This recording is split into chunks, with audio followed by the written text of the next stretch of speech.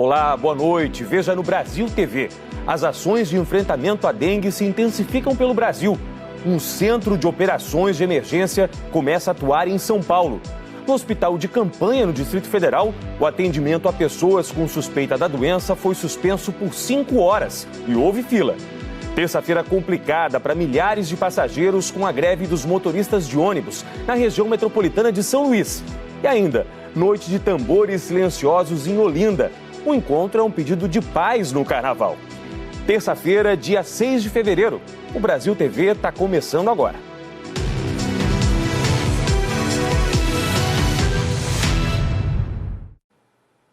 O governo de São Paulo criou o Centro de Operações de Emergências contra a Dengue. A promessa é investir 200 milhões de reais no combate à doença. 4 pessoas já morreram no estado só esse ano, por causa da doença. 3 no interior e 1 em Guarulhos, na região metropolitana. Os agentes de saúde vão de casa em casa. Secretaria da Saúde. Na rua, o Fumacê é quem tenta afastar o perigo da dengue. Essa força-tarefa foi feita mais cedo em Itaquera, zona leste da capital. O bairro é o que tem mais casos na cidade, 337, e também com maior incidência, que é a relação entre o número de casos a cada 100 mil habitantes. Para tentar brecar o Aedes aegypti, a ajuda também vem do alto. A GCM está com os seus drones com altíssima resolução, mapeando todo o distrito de Itaquera, para justamente gerar um relatório de possíveis pontos de água parada, focos, criadouros do mosquito. E, mediante esse relatório, a vigilância poderá bater nas portas novamente de maneira mais assertiva para identificar e eliminar de vez esse risco aqui de Itaquera. Segundo a Prefeitura, os drones não vão servir apenas para mapear. Nos casos onde o proprietário não atender a Secretaria Municipal da Saúde, nós vamos utilizar esses drones para aplicação do larvicida e não permitir a procriação do mosquito da dengue naquele local. Esforço justificado pela alta de casos. Foram mais de 3.340 registros até o dia 30 de janeiro deste ano na cidade, um aumento de quase 500% em relação ao mesmo mês do ano passado. É o maior número da série histórica, que começou em 2015.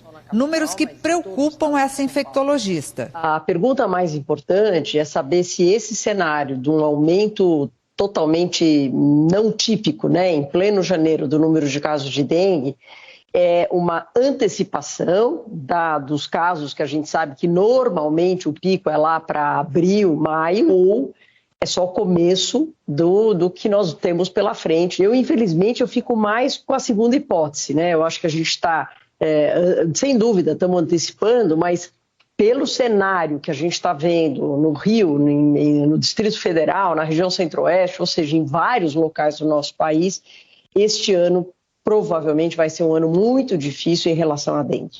Mas não é só a cidade de São Paulo que preocupa. Todo o estado está em alerta. 4 pessoas morreram este ano, 3 no interior e 1 em Guarulhos, na região metropolitana. Por isso, foi criado hoje o COI, Centro de Operações de Emergências.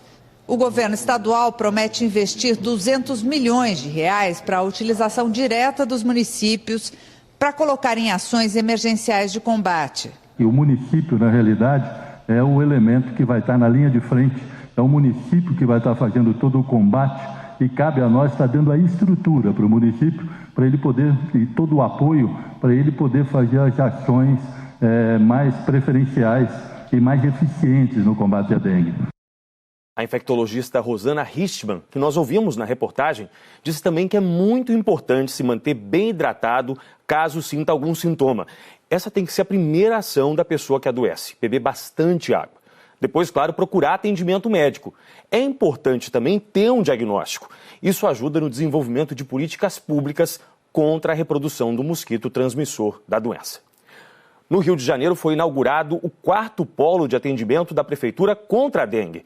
A cidade vive uma epidemia da doença com mais de 12 mil casos.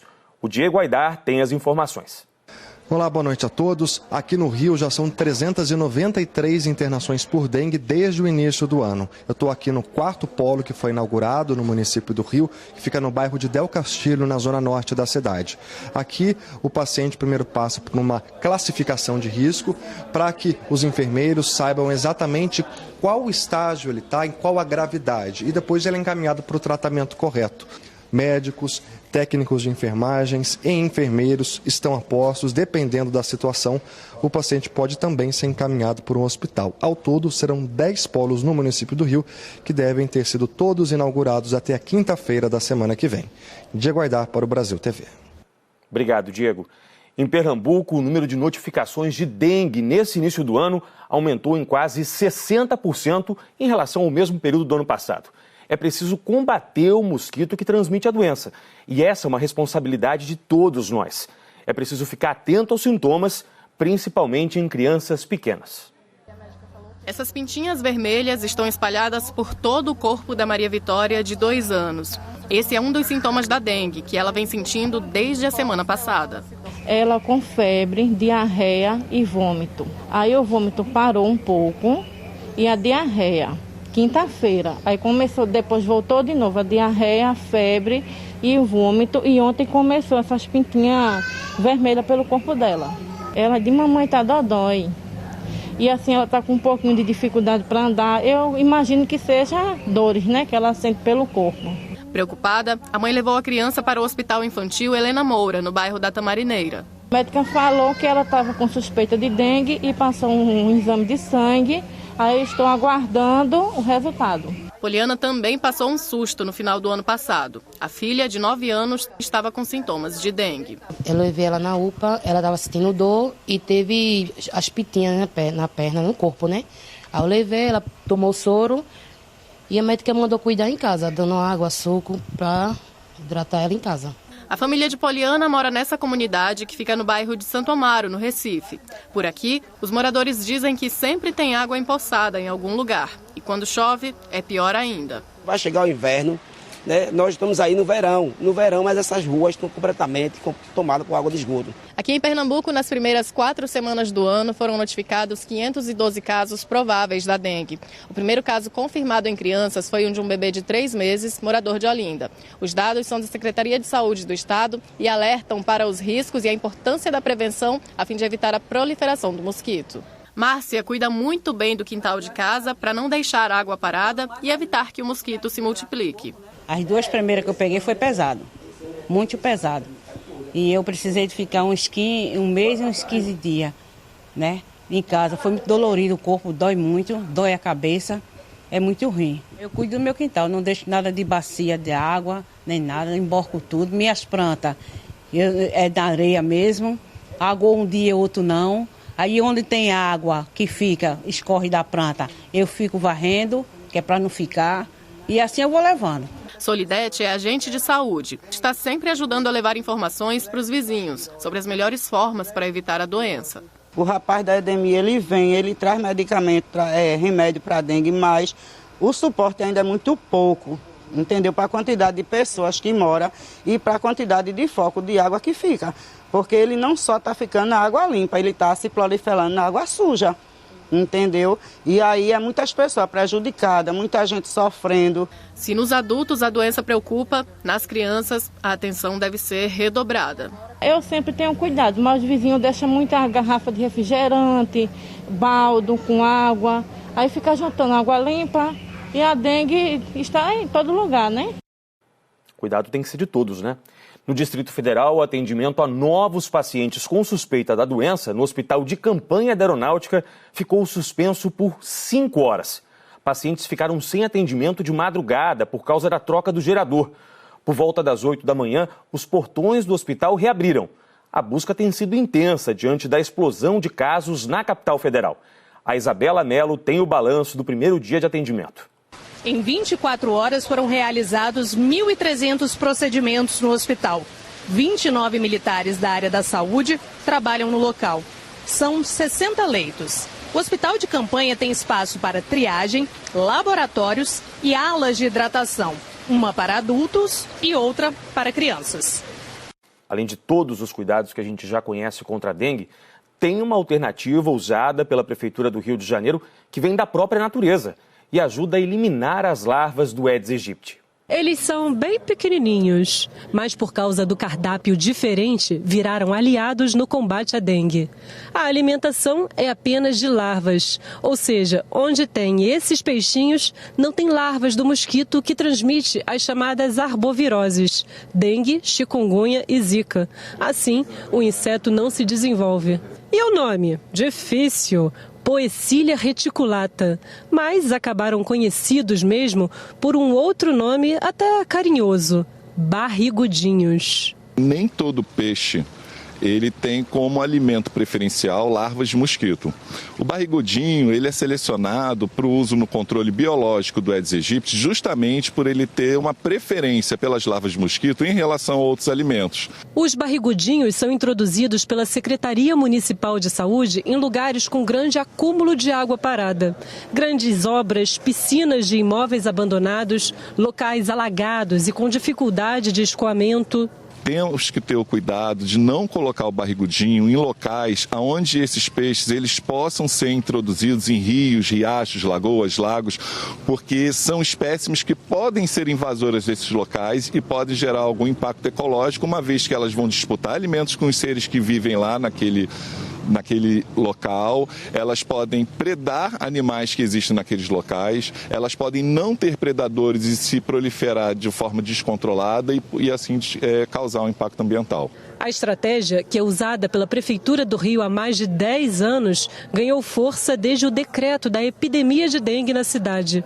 Os peixes são criados em tanques de algumas unidades de saúde, como esse na Tijuca. Praças públicas são alvo importante da ação. Por conta da grande circulação de pessoas e 2, por causa de espaços como esse. O chafariz, apesar de estar ligado na parte de cima, mantém na parte de baixo uma piscina de águas bem calmas, ou seja, um possível criadouro do mosquito da dengue. Então, lá vai barrigudinho. No caso do chafariz da Praça Xavier de Brito, nem foi preciso alterar a temperatura da água. O peixe é conhecido pela sua resistência, além de se reproduzir bem rápido. Assim ele vai se mantendo dentro daquele local e ao mesmo tempo mantendo aquele local protegido como um possível local de proliferação do Aedes aegypti. A Prefeitura do Rio informou que os moradores podem denunciar possíveis focos do Aedes aegypti ou solicitar vistorias. E aí os agentes de vigilância ambiental vão até os locais para avaliar se o melhor método é o peixe barrigudinho, que a gente mostrou na reportagem, ou alguma outra forma de controle. E agora a gente fala sobre transporte, porque a região metropolitana de São Luís amanheceu sem ônibus por causa de uma greve dos motoristas e cobradores. Depois de uma semana ameaçando entrar em greve, hoje, os rodoviários cumpriram a promessa com 100% da frota paralisada. A reivindicação dos rodoviários é por reajuste salarial de 20% para aqueles motoristas que trabalham sozinhos e de 10% para os demais trabalhadores. A categoria também questiona a redução do valor do ticket alimentação e da incerteza na manutenção do plano de saúde. Na última contraproposta do Sindicato das Empresas, os rodoviários reclamam que não houve nenhuma oferta de reajuste. Nas redes sociais, o prefeito de São Luís, Eduardo Braide, disse que o município vai assumir o percentual de reajuste acordado entre empresas e trabalhadores e que isso não deve refletir no preço da passagem, o que não tranquiliza o usuário do transporte público. Com certeza vai aumentar, porque sempre é assim, toda vez que tem uma greve sempre aumenta, toda vez. O que você acha disso? Eu acho muito ruim, né? Porque do jeito que tá as coisas, o salário só aumenta pouco, a passagem vai ficando muito mais cara, entendeu? Difícil. A gente está sendo prejudicado, mas os motoristas têm que reivindicar os direitos deles. Quem trabalha tem o direito de receber aquilo que é justo. Uma decisão da Justiça do Trabalho determinou que 50% dos ônibus fossem mantidos na rota e caso essa decisão fosse descumprida, a multa por dia para o Sindicato dos Trabalhadores seria de R$30 mil. Ao longo de toda a manhã de hoje, aquele tumulto das primeiras horas foi dando lugar às paradas cada vez mais vazias e a população procurando por alternativas que muitas vezes saíam caro demais. Para quem depende de ônibus, isso, aquilo outro, que não tem condições também financeira para estar pagando Uber, entendeu? Essas coisas aí fica complicado, né? Do outro lado, a paralisação também gerou lucro para quem foi para as ruas fazer o transporte de pessoas. Neste carro, a passagem estava custando R$ 5,00 do centro para São José de Ribamar. Quando tiver a greve, nós fica rodando nela aí. Como é que tá o movimento hoje? Mais ou menos. Tá dando para escapar. O Ministério Público do Trabalho marcou para hoje à tarde uma reunião entre as empresas e os motoristas e cobradores. Mas os rodoviários anunciaram que, independentemente da decisão desse encontro, a paralisação será mantida até a meia-noite de hoje. Em São Paulo, uma das principais vias de acesso ao centro ficou parcialmente interditada hoje cedo. Uma cratera ocupou uma das faixas da Rua da Consolação. A imagem do alto mostra a dimensão da cratera na Rua da Consolação, na região central de São Paulo. O buraco está bem em frente à estação Higienópolis Mackenzie da linha 4 do metrô. Os moradores do bairro dizem que um vazamento de água causa transtornos há tempos. Há um mês, mais ou menos, estava com vazamento, descendo água, e aí deu uma trincada no asfalto. Até ontem estava desse jeito. Os ônibus passam, espirra água, esse é o transtorno, né? A gente está atravessando, se molha. Os funcionários da Sabesp fazem os reparos na rede de distribuição de água que devem se estender ao longo do dia. 3 faixas no sentido centro estão interditadas e o motorista só pode circular por essa via aqui. Os agentes da CET montaram uma operação para evitar o congestionamento, fechando a Rua da Consolação em determinados momentos e desviando o trânsito pela Rua Dona Antônia Queiroz. Outra alternativa, segundo a CET, é utilizar a Avenida 9 de Julho. O Robert costuma levar a filha para a escola de carro. Hoje, para evitar o trânsito, preferiu vir caminhando. Eles têm que olhar direto, porque sempre vaza ali. Já é uma 4ª vez que eles mexem ali. Não é de agora? Não, não é de agora. Desde que está tendo a obra do metrô, isso acontece. A linha Uni, que é a concessionária responsável pelas obras da linha 6 Laranja, disse que o buraco não tem relação com os trabalhos. A Sabesp não informou o motivo do vazamento, mas disse que o abastecimento de água na região não foi comprometido. A Operação Escudo, com ações de patrulhamento intensificadas, segue na Baixada Santista depois das mortes de 2 policiais militares na região. De acordo com a Secretaria de Segurança Pública, 7 homens que entraram em confronto com policiais morreram.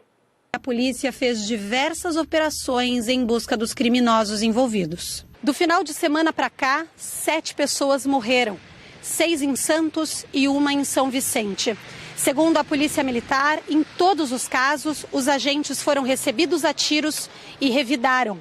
Em nota, a Polícia Militar informou também que dos 7, pelo menos 3 envolvidos tinham passagem por tráfico de drogas, furtos e roubos. Durante as operações, 5 pessoas foram presas. 3 homens na rodovia dos Imigrantes, próximo a Cubatão. Outros 2 homens foram presos em flagrante depois de um confronto na Vila Progresso, em Santos. Em uma semana, 2 policiais foram assassinados na Baixada Santista. No dia 26 de janeiro, o policial militar Marcelo Augusto da Silva foi vítima de um latrocínio na rodovia dos Imigrantes. Um dos suspeitos de participação no crime foi preso na semana passada. Na última sexta-feira, o soldado Samuel Wesley Cosmo, da Rota, foi morto em patrulhamento na comunidade Mangue Seco, na zona noroeste, em Santos. As imagens da câmera corporal mostram o momento em que ele é atingido no olho pelo criminoso. No final de semana, o governador do estado, Tarcísio de Freitas, falou sobre a morte do soldado Cosmo, que tinha 35 anos e estava há 13 na PM. Mais um dia triste para nós, porque perdemos o soldado Cosmo, mas nós não vamos parar de trabalhar pela segurança pública. A gente pode tomar uma rasteira, mas nós vamos continuar trabalhando, porque a gente sabe que tem que dar segurança para a população. Tem um enfrentamento duro contra um crime que é cruel, mas nós não vamos desistir. A Polícia Militar disse que as imagens da câmera corporal vão ajudar na identificação do assassino e que o equipamento tem um sistema capaz de cruzar as imagens com bancos de dados oficiais.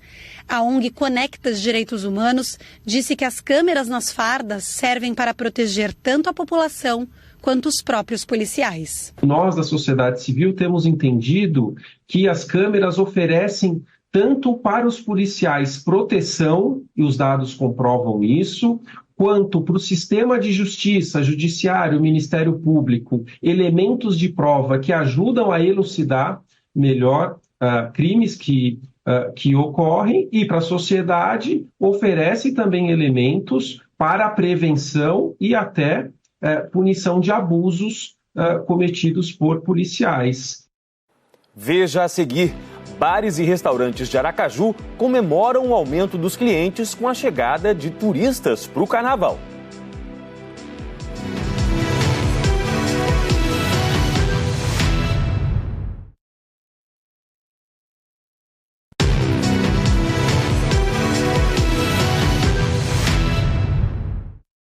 Brasil TV de volta falando do bom momento para o setor de bares e restaurantes, que tem previsão de faturar muito nesse carnaval.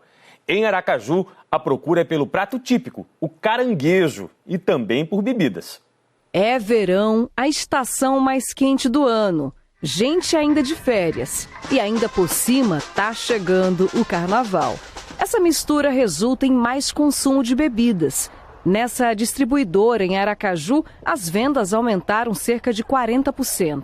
Cerveja e refrigerante estão entre as bebidas mais procuradas. O público está reforçando os estoques para aguentar o calor e a folia. Em forma geral, já vem esse final de semana que tem mais bloquinho, e depois vem o carnaval, que aí é onde o povo já, uns vai para a praia, outros vão para Salvador, outros entram dentro da cidade de Aracaju.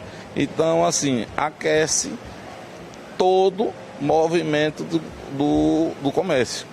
Esse período também atrai mais gente para roteiros turísticos do estado, como a Orla de Aracaju. Os estabelecimentos comerciais estão com os espaços mais lotados. Nos bares e restaurantes de Sergipe, alguns alimentos não podem faltar no cardápio. E, sem dúvida alguma, o caranguejo é um deles. É uma iguaria que seduz pela apresentação, o aroma e o sabor. Para o sergipano, comer o caranguejo pode não ser uma novidade, mas para o turista nem sempre é uma tarefa fácil. Nesse restaurante existe até um passo a passo de como consumi-lo. Com mais de 22 anos de experiência na área, Cleverton sabe muito bem como instruir o cliente. Você vai dar umas marteladas devagar, para não ficar muito machucado. Isso, bate um pouco mais forte, um pouquinho mais. Isso. Sempre quando tem os turistas aqui na capital, a gente sempre está ensinando, porque eles não têm muita prática de estar quebrando caranguejo, né? E com cautela a gente vai ensinando para eles não acabar se machucando. Para a Natália, mineira que está visitando Aracaju, é uma experiência nova e apetitosa. Eu sou apaixonada pelo Nordeste, pelo calor, pela cultura e dessa vez eu quis vir para o Sergipe, Aracaju, passear, conhecer o local, as comidas. O caranguejo aí, já experimentou? Maravilhoso, amei. De acordo com o restaurante, nos dias de maior movimentação, são servidos em média 300 pratos de caranguejo como este. Nesse grupo que estava a trabalho, houve uma pausa para relaxar. Como tinham turistas na equipe, o pedido não poderia ser outro. Os sergipanos fizeram questão de apresentar um dos símbolos do estado. Nunca tinham comido, então a gente está apresentando aí para ele. Precisa de muita técnica para poder aprender a utilizar, a quebrar o caranguejo. Tiago, do Mato Grosso do Sul, estava pegando jeito para comer e aprovou a experiência. O pessoal está me ensinando bem aqui, está dando bem. Parece gostoso, mas não parece fácil, né?